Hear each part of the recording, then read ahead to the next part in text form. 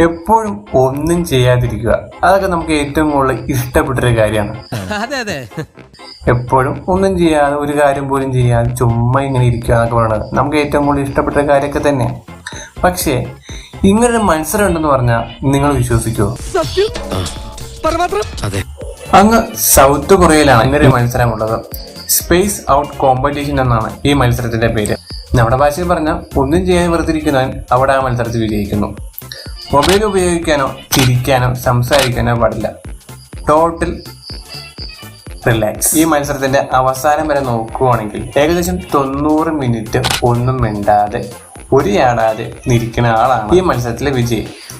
ശരിക്കും പറഞ്ഞാൽ സ്റ്റേബിൾ ആയ ഹൃദയമെടുപ്പുള്ള ആളെയാണ് ഇതിൽ വിജയിയായി പ്രഖ്യാപിക്കുന്നത്. ഇങ്ങനെ മത്സരത്തിൽ നിങ്ങൾക്ക് പങ്കെടുക്കാൻ ഒരു അവസരം കിട്ടിയെന്ന് വിചാരിക്കുക. നിങ്ങളെല്ലാം പങ്കെടുക്കുമോ? നിങ്ങൾ ഉത്തരം താഴെ കമൻറ്റ് ചെയ്യാം. അപ്പോൾ അടുത്ത വീഡിയോ ആയിട്ട് വരുന്നവരെ